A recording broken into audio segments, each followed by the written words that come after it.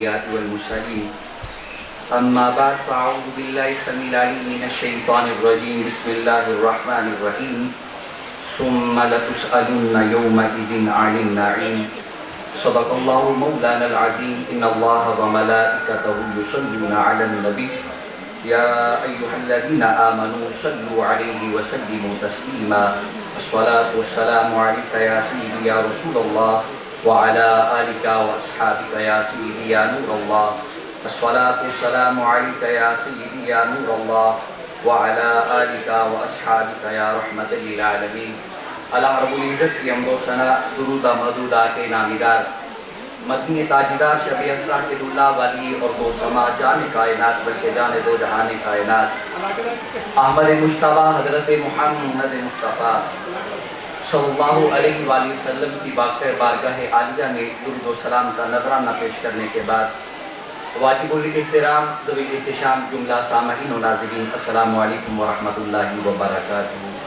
آج کے اس خوبصورت پروگرام کے انعقاد پر میں سربلند سکول کی جملہ ٹیم کو مبارکباد پیش کرتا ہوں اور دعا گو ہوں کہ اللہ رب العزت ان پوری ٹیم کو طلباء کو لحظہ لحظہ کامیابیاں نصیب فرمائے۔ چند لمحات آپ سے محبت گفتگو ہوں۔ طلباء نے بڑے خوبصورت انداز میں خطابات کیے اور میرے بعد بھی طلباء اپنی حاضریاں پیش کریں گے۔ میرے ذمے جو موضوع لگا ہے وہ والدین کی تربیت کے لحاظ سے لگا ہے، تو حضور سرور عالم نور مجسم شفیع معظم صلی اللہ علیہ وآلہ وسلم کے فرمان کے مطابق اولاد اللہ رب العزت کی بہت بڑی نعمت ہے، اور اللہ رب العزت کے پاک کلام میں اللہ رب العزت نے ارشاد فرمایا ثم لتسألن یومئذ عن النعیم، فرمایا کہ اولاد بہت بڑی نعمت ہے، لیکن اللہ کا قرآن کہتا ہے کہ ثم لتسألن یومئذ عن النعیم، پھر قیامت کے دن اللہ رب العزت تم سے ہر نعمت کے بارے میں سوال کرے گا۔ تم سے پوچھا جائے گا کہ فلاں میں نے تمہیں نعمت دی تھی، اس نعمت کا حق ادا کیا کہ نہ کیا؟ میں نے زبان دی تھی، حق ادا کیا کہ نہ کیا؟ جوانی دی تھی، حق ادا کیا کہ نہ کیا؟ اور یہاں مفتی احمد یار خان نعیمی رحمۃ اللہ تعالی علیہ فرماتے ہیں کہ اولاد بھی پروردگار کی ایک نعمت ہے۔ پروردگار عالم کل قیامت کے دن والدین سے سوال کریں گے میں نے تمہیں اولاد دی تھی، بتاؤ اولاد کا حق ادا کیا کہ نہ کیا؟ اولاد کا حق کیا ہے؟ تو حضور سرور عالم نور مجسم شفیع معظم صلی اللہ علیہ وآلہ وسلم ارشاد فرماتے ہیں کہ والد کا اپنی اولاد کو سب سے بہترین تحفہ یہ ہے کہ والد اپنے اولاد کی بہترین تربیت کرے، اولاد کی تعلیم کا خیال کرے۔ لیکن آج میرے معاشرے کو لت لگ گئی، ہمیں فکر ہے ہم حرام حلال صرف اس لیے اکٹھا کر رہے ہیں کہ ہم چلے جائیں گے تو ہماری اولاد کا کیا بنے گا۔ میں کہتا ہوں سائیوں یہ ایمان والوں کے جملے نہیں کہ ہم جائیں گے تو ہماری اولاد کا کیا بنے گا، یہ مومنوں کے جملے نہیں ہیں، یہ تو انسان ہے۔ اللہ کا قرآن کہتا ہے وَمَا مِن دَابَةٍ فِي الْأَرْضِ إِلَّا عَلَى اللَّهِ رِزْقُهَا، زمین پہ ریکنے والے کیڑے کا رزق خدا کے ذمہ ہے، یہ تو پھر انسان ہے۔ مومن کا کیا ہے؟ فرمایا مومن کا یہ جملہ نہیں ہے کہ میرے مرنے کے بعد اولاد کا کیا بنے گا، مومن کا جملہ یہ ہے کہ اولاد کے مرنے کے بعد اولاد کا کیا بنے گا۔ جب قبر میں سوال ہوگا کہ ہاں بھائی بتا کس سے سیکھ کے آیا، اور اللہ کا قرآن کہتا ہے قُوا أَنفُسَكُمْ وَأَهْلِيكُمْ نَارًا، کہ خود بھی جہنم سے بچو، اپنے بال بچوں کو بھی جہنم سے بچاؤ۔ جب اس وقت تم سے سوال ہوگا تمہارے پاس کیا جواب ہے؟ اور آج حرام حلال اولاد کے لیے اکٹھا کیا جا رہا ہے۔ ہم سمجھ رہے ہیں کہ یہ بہترین تربیت ہے، یہ جسمانی تربیت ہے، اس کے بارے بعد میں پوچھا جائے گا۔ اللہ رب العزت کے حضور پہلے روحانی تربیت کے بارے میں پوچھا جائے گا۔ ہاں بھئی بتا اولاد کو تربیت کی کہ نہ کی، انہیں اسلام پہ چلنا سکھایا کہ نہ سکھایا، انہیں زندگی جینے کا سلیقہ سکھایا کہ نہ سکھایا؟ ہماری دور صرف پیسہ اکٹھا کرنے پر، صاحب بصیرت لوگ بیٹھے ہیں۔ میری نظروں میں کتنے ایسے جملے ہیں کہ باپ ساری عمر کمائی اکٹھی کرتا رہا، ساری عمر مال اکٹھا کرتا رہا، اولاد بے پرواہ نکلی، اولاد کی تربیت نہیں تھی، اولاد راہ راست سے بٹکی ہوئی تھی، لمحہ نہیں لگایا بات کی، ساری دولت کو ضائع کر کے رکھ۔ یہ تو وہ ہیں۔ اور مولانا روم رحمت اللہ تعالی علیہ نے یہاں کمال کر دیا، فرماتے ہیں کہ ایک بندہ تھا، اللہ نے اسے بڑا مال و دولت، بڑا ثروتدار بندہ تھا، تو جب مرنے کا وقت قریب آیا تو اولاد اس قابل نہیں تھی، دولت بڑی تھی۔ اس نے اپنے ساتھیوں کو اکٹھا کیا، اکٹھا کر کے کہنے لگا کہ یار میں وصیتیں کرنا چاہتا ہوں۔ اپنے بال بچوں کو پاس بٹھایا، کہا ایک کاپی پینسل لے کر آؤ۔ کاپی پینسل لائی گئی تو اس نے 2 وصیتیں لکھی۔ اس نے کہا کہ میری ایک وصیت اس وقت پڑھنا جب لوگ میری نماز جنازہ پڑھنے کے لیے آئیں، اور دوسری اس وقت پڑھنا جب لوگ نماز جنازہ پڑھ کے جا چکے ہوں گے۔ اس نے وصیت لکھ دی۔ مالدار بندہ تھا، انتقال ہو گیا۔ مالدار مر جائے تو لوگ جنازے میں بڑے شوق سے آتے ہیں، بھئی جمع غفیر تھا لوگوں کا۔ حضرت صاحب نماز جنازہ پڑھانے لگے تو بچہ آ گیا، کہا جناب نماز جنازہ پاک میں پڑھیں گے، پہلے بابا جان وصیت کر کے گئے، پہلے ہم وہ وصیت دیکھنا چاہتے ہیں۔ حضرت صاحب نے پرچہ کھولا، اوپر لکھا ہوا تھا مجھے پتا ہے میری اولاد ناجائز ہے، مجھے پتا ہے کہ میری اولاد نالائق ہے، میرے جانے کے بعد میرا مال ضائع کر دے گی، ضائع یہ کریں گے، قبر میں سوال مجھ سے ہوگا۔ جتنے لوگ میری نماز جنازہ پڑھنے کے لیے آئے ہیں، میں یہ وصیت کرتا ہوں، اعلان کرتا ہوں، جتنے لوگ میری نماز جنازہ پڑھنے کے لیے آئے ہیں، میرا جتنا مال و دولت ہے اتنی دیر تک میری نماز جنازہ نہ پڑھی جائے جتنی دیر تک میری دولت تقسیم نہ کی جائے۔ جتنے لوگ نماز جنازہ پڑھنے کے لیے آئے ہیں پہلے میری دولت کو تقسیم کیا جائے۔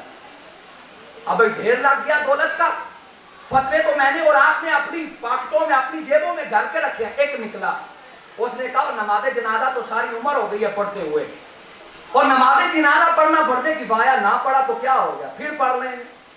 ایک نکلا، 2 نکلے، 3 نکلے، 4 نکلے، 5 نکلے، حتیٰ کہ صرف حضرت صاحب بچ گئے اور وہ جو مالدار شخص تھا اس کے بچے بچ گئے۔ سارے مال کی طرف دوڑ لگائی ہے، مال تقسیم ہو رہا ہے، مال لے رہے ہیں۔ اب یہ وہ جملے ہیں کہ جہاں عقیدت کو پسینہ آتا ہے، جہاں رونے کو جی چاہتا ہے کہ کن کے لیے حرام اکٹھا کر رہے ہیں۔ یہ وہ جملے ہیں کہ جہاں عقیدت کو پسینہ آتا ہے، جب ان بچوں نے دیکھا کہ مال ہمارا ہے اور لوگ لے کے جا رہے ہیں، بچے بھی نکلے اور مال والی لائن میں لگ گئے۔ مولانا روم فرماتے ہیں مجھے بتا تو صحیح کس کے لیے مال جمع کر رہا ہے؟ یہ تو تیری نماز جنازہ حاضر ہے، وہ نہیں پڑھ رہے، مال کے پیچھے دوڑ رہے ہیں۔ فرمایا بات ہے تربیت کی۔ اب مولانا وہاں کھڑے ہیں، پاس ایک درویش گزرا، اللہ کی مانو، پاس سے درویش گزرا، 2-4 سنگی ہیں ساتھ، وہ آہستہ آہستہ آیا، اس نے عجیب منظر دیکھا، ایک طرف جنازہ ہے اور دوسری طرف مال و دولت تقسیم ہو رہا ہے۔ آ کے کہنے لگا حضرت کیا بات ہے، یہ جنازہ رکھا ہوا ہے، نماز کیوں نہیں پڑھ رہے؟ کہا یہ مرنے والا یہ وصیت کر کے گیا تھا بابا جان آپ کے بھی جوتے ٹھیک نہیں، جائیے وہاں مال و دولت تقسیم ہو رہا ہے، جا کے آپ بھی مال لے لیجیے۔ اب یہاں دیکھیے، اس نے کہا اسی مال و دولت کو ٹھوکر مار کے اللہ کا ولی بناؤں۔ حضرت صاحب آپ آگے کھڑے ہوئیے، ہم نماز جنازہ پڑھیں۔ فقیر 2-4 پیچھے کھڑے ہوئے، حضرت نے نماز جنازہ پڑھائی ہوئے، اللہ کی مانو، رزق تو ملے گا لیکن جو اللہ کی مان کے ملے گا وہ رزق اولاد کو نافرمان نہیں بنائے گا، وہ رزق اولاد کو نافرمان نہیں بنائے گا۔ حضرت نے نماز جنازہ پڑھائی، حضرت صاحب نماز جنازہ ہو گئی۔ اب کیا ہوا، وہ بچہ پھر دوڑتا ہوا آیا، آ کے کہنے لگا جناب میرے ابے نے 2 وصیتیں لکھی تھی، ایک اس نے کہا تھا کہ اس وقت پڑھنی ہے کہ جب لوگ نماز جنازہ پڑھنے کے لیے آ جائیں، اور ایک اس وقت پڑھنی ہے کہ جب لوگ نماز جنازہ پڑھ چکے ہوں۔ وہ میں کہتا ہوں خدا کی مانو، خدا کی مانو گے تو معاشرے میں لاج لگے گی، خدا کی مانو گے تو معاشرے میں مقام ملے گا۔ سنیے حضرت صاحب وہ بچہ دوسری لسٹ لے کے آیا، کہا جناب یہ دوسری وصیت ہے۔ وہ کھولا گیا تو حضرت نے پڑھا، اس نے لکھا ہوا تھا میں اپنی پہلی وصیت کو منسوخ کرتا ہوں، میرا جتنا مال بچا ہے جن لوگوں نے میری نماز جنازہ پڑھی ہے ان لوگوں میں تقسیم کر دیا ہے۔ مولانا روم رحمۃ اللہ تعالی علیہ فرماتے ہیں اور مال کے پیچھے دوڑ رہا ہے، تو مال بھی خدا سے لینا ہے تو خدا کی مان کے تجھے مال ملے گا۔ اس لیے حضور صدر عالم نور مجسم شفیع معظم صلی اللہ علیہ وآلہ وسلم نے ارشاد فرمایا والد کی طرف سے، والدین کی طرف سے اولاد کو سب سے بہترین تحفہ یہ ہے کہ اولاد کی تربیت ہے، اور بچوں کی سب سے پہلی تربیت گاہ وہ ماں کی گود ہے۔ آج تک کائنات میں جسے بھی مقام ملا، جو بھی ملا ہے ماں کی گود سے ملا، جس نے جو بھی سیکھا ہے ماں کے قدموں کے صدقے سیکھا ہے۔ آج جہاں ہمیں کئی اور لتیں لگ گئی، وہاں آج معاشرے کی ماں بہنوں کو یہ لت لگ گئی، انہوں نے بچے کو سکول سمجھ کے بھیج دیا کہ ہم نے اپنا حق ادا کر دیا، بچے کو مدرسہ بھیج کے بس انہوں نے کہا ہم نے حق ادا کر دیا۔ نہیں، ان کی اپنی ڈیوٹی ہے، مدرسہ اور سکول والوں نے بتانا ہے ماں کا ادب کیا ہے، اور ماں نے بتانا ہے کہ استاد کا ادب کیا ہے۔ لیکن سالوں سالوں بیت جاتے ہیں کہ نہ ماں کو خیال اور نہ اساتذہ کی اس طرف نظریں رہی۔ آؤ سنو، جب لوگ معاشرے میں ترقی یافتہ تھے تو اس وقت مائیں کیسی تھی، ماؤں کا کردار کیسا تھا۔ ایک حکیم گزرے ہیں مدینہ طیبہ کے، حضرت عبد الرحمن شیوخ رحمۃ اللہ تعالی علیہ، آپ کا نام تھا۔ آپ ابھی جوانی کا عمر تھی تو مدینہ طیبہ کے رہائشی سے اعلان ہو گیا کہ جناب اسلام کو جوانوں کی ضرورت ہے، ایک علاقہ فتح کرنا ہے تو آپ کی ضرورت ہے۔ حضرت آئے، ابھی نئی نئی شادی ہوئی، اپنی بیوی سے اجازت لی، کہا اسلام کو میری ضرورت پڑ گئی، میں اپنی جان کا نذرانہ پیش کرنے کے لیے جا رہا ہوں، اور تو امید سے ہے اللہ تجھے میرے جانے کے بعد بیٹا عطا فرمائے گا، تجھے میں 30,000 درہم دے رہا ہوں، یہ اپنے اوپر بھی خرچ کرنا، میرے بچے پر بھی خرچ کرنا۔ اس عورت نے اجازت دے دی، حضرت صاحب اللہ رب العزت کے لیے جہاد کے لیے نکل پڑے۔ روایات میں آتا ہے، خطیب بغدادی لکھتے ہیں حضرت صاحب ایک جنگ سے دوسری جنگ میں، دوسری جنگ سے تیسری جنگ میں، تیسری جنگ سے چوتھی جنگ میں، حضرت صاحب کو 27 سال جنگوں میں گزر گئے، گھر آنے کا موقع نہیں ملا۔ آپ کیا سمجھتے ہیں کہ اسلام ہمیں پلیٹ میں رکھ کے مل گئے؟ 27 سال کی جدوجہد ہے، کہا جناب والا 27 سال حضرت عبد الرحمن شیوخ رحمۃ اللہ تعالی علیہ کو آپ فرماتے ہیں کہ جنگوں میں گزر گئے۔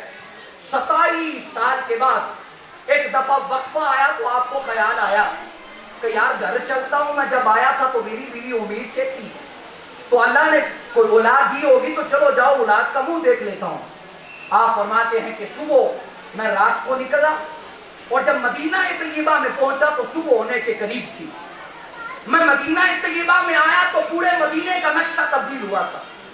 27 سال کے بعد نقشہ کوئی اور تھا۔ آپ فرماتے پوچھتے پچاتے نہ آیا، اپنے گھر پہ دروازے پہ دستک دی، اندر سے کڑیل نوجوان نکلا تو آپ کے ہاتھ میں زیلا کی تلوار تھی، آپ وہ دروازے پہ مار کے نہ اندر جانے لگے۔ اس نے کہا حضرت صاحب کہاں جا رہے ہیں؟ کہا یہ میرا گھر ہے۔ کہا آپ کا کہاں گھر ہے؟ یہ تو میرا گھر ہے، نہ باپ نے بیٹے کو دیکھا نہ بیٹے نے باپ کو دیکھا۔ باپ زیلا مار کے اندر جانا چاہتا ہے، بچہ کہتا حضرت میرا گھر ہے، آپ کیا اس کے اندر جائیں؟ ماں نے جب دونوں کی آپس میں بات سنی نا، بات بلند ہوئی تو اندر سے اس نے آواز دی، آواز کو پہچان لیا، کہا بچے جگر نہیں، یہ کوئی اور نہیں ہے، یہ تیرا باپ ہے۔ 27 سال کے بعد جوان نے باپ کے سینے پہ بوسہ دیا، باپ کے چہرے پہ بوسہ دیا۔ آپ فرماتے ہیں کہ میں اندر آیا اور آ کے بیٹھے، بیوی نے کھانا پیش کیا۔ 27 سال کے بعد شوہر واپس آ رہا ہے۔ مائیں نور الدین زنگی ایسے پیدا نہیں کرتی، مائیں محمد بن قاسم ایسے فتح نہیں کرتی۔ آئے ہیں کھانا کھانے کے بعد، پہلا سوال اپنی بیوی سے کہا میں جب گھر سے جانے لگا تھا تجھے 30,000 دینار دے کے گیا تھا، بتاؤ 30,000 دینار کہاں خرچ کیے؟ 27 سال کے بعد رد آ رہے ہیں۔ جب یہ معاملہ تھا، جب پوچھ گچھ کی تو اس وقت محمد بن قاسم پیدا ہوتے تھے۔ آپ نے پوچھا تو آپ کی زوجہ کہنے لگی مسجد نبوی میں اذان ہو گئی ہے، آپ جائیے نماز پڑھ کے آئیے، نماز پڑھ کے آئیں گے تو میں آپ کو حساب دیتی ہوں کہ میں نے 27,000 دینار کہاں خرچ کیا۔ آپ مسجد نبوی میں گئے، وہ مدینے والوں کو تو یہ پتا تھا کہ 27 سال ہو گئے حضرت کا کہیں انتقال ہو گیا ہوگا۔ آپ مسجد نبوی میں آئے، نماز پڑھی، نماز سے فارغ ہوئے تو کیا دیکھتے ہیں کہ ایک خوبصورت مسند سجائی گئی، اتنے لوگ حلقہ بنا کے اس مسند کے ارد گرد بیٹھ گئے. پروٹوکول کے ساتھ ایک نورانی چہرے والا جوان آیا, آ کے اس مسند پہ بیٹھ گیا اور بیٹھ کے رسول اللہ کی احادیث کو بیان کرنے لگا, سرکار کے فرامین کو بیان کرنے لگا. اب عمر کافی زیادہ تھی تو آنکھوں کی بینائی کم پڑ گئی, تو آپ نے اپنے ساتھ والے ساتھی سے پوچھا, کہا یار یہ کون ہے جسے اتنا عزت دیا جا رہا ہے, یہ کون ہے جس کا اتنا اکرام کیا جا رہا ہے, نبی کے شہر نبی کی مسجد میں جسے اتنی عزت دی جا رہی ہے. اس نے کہا آپ نہیں جانتے, وہ آج سے 27 سال پہلے وہ ایک حکیم صاحب تھے عبد الرحمن فروخ رحمۃ اللہ علیہ, جناب وہ جہاد کے لیے گئے ہوئے ہیں, یہ ان کا بیٹا ربیعۃ الرائے ہے جو لوگوں کو بیٹھ کے مسند پہ اللہ قدیم پڑھا رہا ہے. تو وہ نہیں جانتا تھا کہ میں جسے بتا رہا ہوں یہی عبد الرحمن فروخ. جب باپ اپنے اولاد کی عزت کو دیکھے تو پھر آنکھوں سے آنسو ہے, آنکھوں سے آنسو چھلکے کہا میری بیوی نے میرے پیسوں کو ضائع نہیں کیا. آنکھوں میں آنسوؤں کی لڑی ہے اور دوڑتے ہوئے آئے, آپ کے دروازے پہ دستک دی تو اندر سے بیوی آئی. جب اس نے آنسوؤں میں آنکھوں کی لڑی دیکھی تو کہا جناب بتاؤ 27,000 دینار کہاں خرچ کیے ہیں, 27,000 دینار اچھے ہیں یا بچے کی عزت اچھی ہے؟ آپ نے کہا یہ تو 27,000 دینار تھے, 27,000 کروڑ بھی ہوتے تو ربیعۃ الرائے کے قدموں پہ وار کے قربان کر دے. وہ مائیں تھی جنہوں نے اس لحاظ سے تربیت کی, مال کو جوڑا نہیں. آج کا کوئی فرد ہوتا, آج کا کوئی بندہ ہوتا تو ذلیل کر کے رکھ دیتا, تقسیم کر کے رکھ دیتا. یہ وہ تربیت کا تھی. سکول والوں نے بتانا تھا استاد کا ادب کیا ہے, اور گھر والوں نے بتانا تھا ماں باپ کا ادب کیا ہے, اور ماں باپ نے بتانا تھا کہ استاد کا ادب کیا ہے. آج معاشرے میں اس چیز کی بھی کمی ہے. آج وہ جو پہلے ایک استاد شاگرد کا رشتہ ہوتا تھا وہ کافی مان پڑ گیا. لیکن اپنے اسلاف کو پڑھ کے دیکھو, خلیفہ ہارون الرشید وہ ایسا بادشاہ تھا کہ لوگ اس کا نام سن کے کانپتے تھے. جس مجلس میں چلا جاتا کفار ہارون الرشید کا نام سن کے کانپتے تھے. ایک دن اس زمانے کے مشہور عالم دین تھے, استاد تھے حضرت امام قصائی رحمۃ اللہ تعالی علیہ. وہ ایک دن آپ کے پاس آئے اور آگے کہنے لگا کہ جناب میرا بچہ شوق رکھتا ہے علم سیکھنے کا, آپ ایسا کیجئے وقت نکالیے, آپ آ کے میرے گھر میرے بچے کو قرآن پڑھا دیا کریں, میرے بچے کو علم دین سکھا دیا کرے, میرے بچے کو علم سکھا دیا کرے. یہ ہارون الرشید وہ ہے کہ جس سے سپر پاور کام کی ہے, لیکن اسلام کی اپنی طاقت ہے, اسلام کی اپنی پاور ہے. حضرت امام قصائی نے فرمایا ہمارے استادوں نے ہمیں علم بادشاہوں کے دروازوں پہ رولنے کے لیے نہیں پڑھایا, لوگوں کے سینوں میں ڈالنے کے لیے پڑھایا. آپ نے فرمایا اس نے علم سیکھنا ہے تو آ جائے میرے درسگاہ, ذرا قلینوں سے اٹھ کے آ کے چٹائیوں پہ بیٹھے گا تو اسے پتا چلے گا کہ علم کیسے سیکھا جائے. انہوں نے کہا جناب ہمیں آپ کی یہ شرط منظور ہے, لیکن آپ اتنا کرم تو کیجئے نا کہ آپ ایسا کیجئے گا, یہ شہزادہ ہے تو آپ اسے تھوڑا سا پہلے سبق پڑھا دیجئے گا, باقی بچوں سے تھوڑا سا ممتاز کر کے پہلے سبق پڑھا دیجئے گا. خلیفہ ہارون الرشید نے فرمایا یہ دین اسلام برابری کا درس دیتا ہے. فرمایا ایسا کبھی نہیں ہو سکتا. جہاں غریب کا بچہ بیٹھ کے علم دین حاصل کرے گا وہی تیرا بچہ بیٹھ کے علم دین حاصل کرے گا. آپ علم دین حاصل کر رہے ہیں, کافی دیر گزر گئی, جیسے میرے اور آپ کی خواہش ہوتی ہے کہ ہمارا کوئی بچہ پڑھا ہو تو ہمارا جی چاہتا ہے کہ جا کے دیکھیں پڑھ کیا رہا ہے. تو ایک دن خلیفہ ہارون الرشید آیا سیر کرتے ہوئے, اس نے کیا دیکھا کہ مامون الرشید جو خلیفہ ہارون الرشید کا بیٹا ہے وہ حضرت اپنے استاد حضرت امام قصائی کو وضو کروا رہا ہے, ہاتھ میں لوٹا ہے وضو کروا رہا ہے. تو ہارون الرشید گھوڑے پہ سوار ہو کے یکدم نیچے گرا. دیکھنے والوں نے کہا یہ اتنا ظالم ہے, ہو سکتا ہے کہ امام قصائی کو کوئی ڈانٹ پہ لا دے. حضرت امام قصائی کو غصے ہو کہ وقت کے بادشاہ کو آپ اپنے وضو کے لیے لوٹا تھمایا ہوا ہے. لیکن لوگوں نے یہ منظر دیکھا, ہارون الرشید استاد کا ادب کیا ہے اور والدین نے کیسی اولاد کی تربیت کی. ہارون الرشید اپنے گھوڑے سے نیچے اترا, آ کے اپنے بچے وقت کے بادشاہ مامون الرشید کو تھپڑ مار کے کہا پتر تجھے استاد کا ادب پتا نہیں, تجھے استاد کا مقام پتا نہیں, تو ایک ہاتھ سے استاد کو وضو کیوں کروا رہا ہے, ایک ہاتھ سے پانی ڈال اور دوسرے ہاتھ سے استاد کے قدموں کو دھو, تجھے پھر پتا چلے گا کہ علم کے سیر کر رہا ہے. جب ایسے لوگ تھے تو پھر اس وقت محمد بن قاسم پیدا ہوئے. دعا ہے کہ اللہ رب العزت وہ بہاریں ہمیں مجھے پھر آپ کو دیکھنے کے لیے نصیب فرمائے. وآخر دعوانا الحمدللہ رب العالمین.